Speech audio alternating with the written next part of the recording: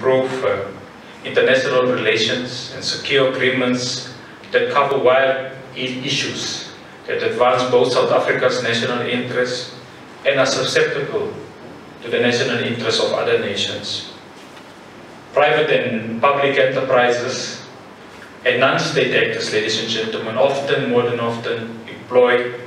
cultural diplomacy as a means to influence policies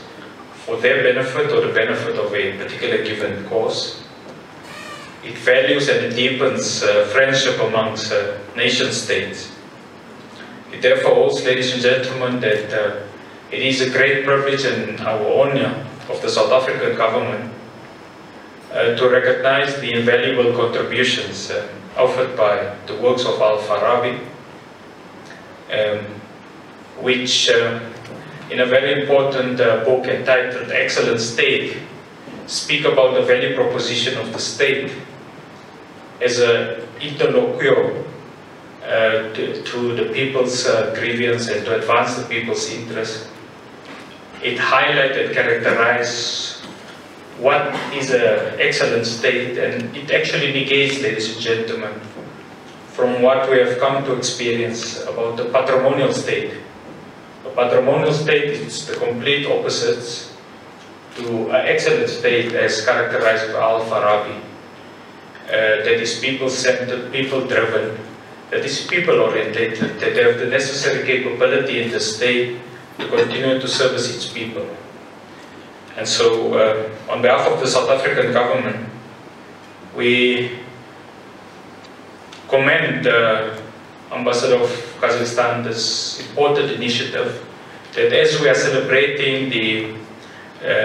National Day of Kazakhstan, ordinarily it was supposed to have been on the 1st of December, that the ambassador had foresight to ensure that apart from just celebrating the National Day of Kazakhstan, is to actually address with the South African government and various non-state actors, in particular the Mandela Foundation,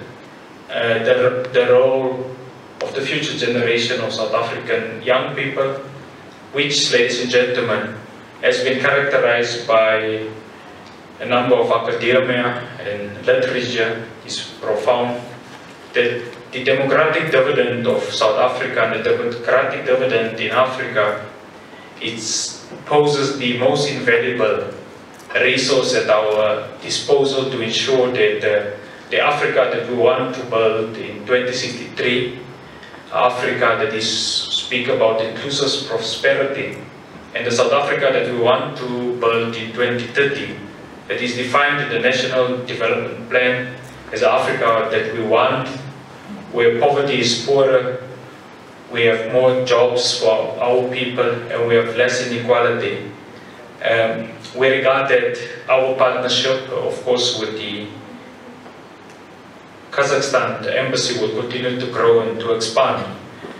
Ladies and gentlemen, as I conclude, I think I will err if we don't appeal basically to everyone, our audience today, that is representatives of the people, that we should be conscious about the transnational nature of the COVID-19 coronavirus. We have seen that elsewhere in Europe,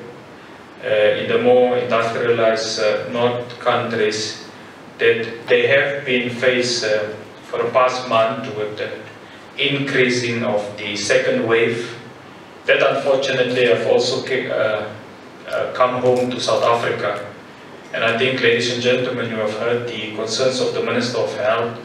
that we are in the midst of a second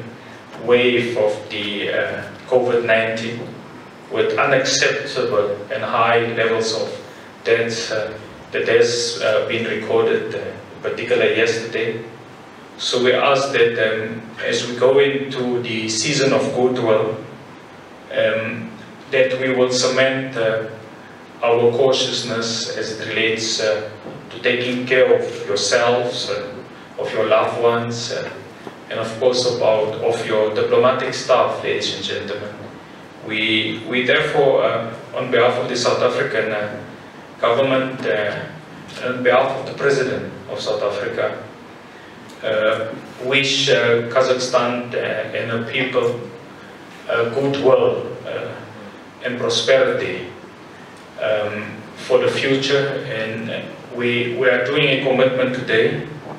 that we will continue to work and deepen our partnership both at the bilateral level and of course at the multilateral level with countries such as Kazakhstan that are also responding and deepening our response to our own national interest in South Africa. Ladies and gentlemen, we want to also appreciate our real special and honored guests, some of our young, they said I shouldn't say young kids, Mandela.